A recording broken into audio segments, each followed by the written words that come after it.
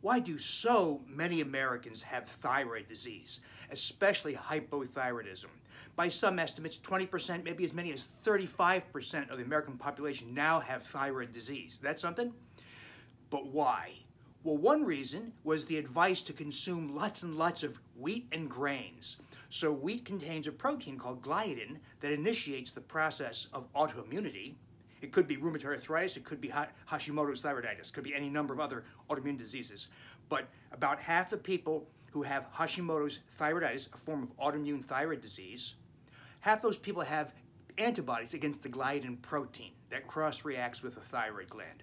And so eating wheat and grains is a big part. Getting rid of wheat and grains, of course, is a big part of the solution.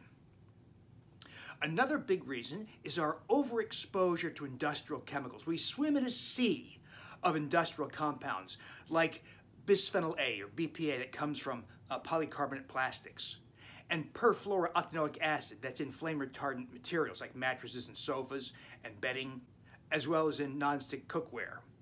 There's also polychlorinated biphenyls, PCBs, that even though they've been banned, this and other compounds are so persistent in both the soil, the water, the atmosphere, and in our bodies once we're exposed. So you can still have these chemicals even though you might not have had a re-exposure in a decade. That's how long these chemicals stick around. And they've all been shown to to disrupt your thyroid gland's function.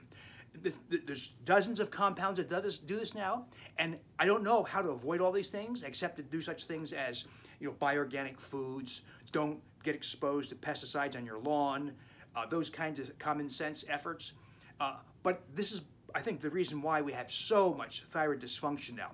But know that while we can't get rid of PCBs and perfluorooctanoic acid, say, from our bodies, you can at least correct your thyroid status so you're not suffering the health downsides of hypothyroidism. Now, consult all the conversations in my Wheat Belly blog, my Undoctored blog, and elsewhere in my books, and to talk about how we go about addressing thyroid. Maybe in future we'll have a way to detoxify ourselves from those compounds, but right now there is no way, and you just have to deal with the thyroid aftermath.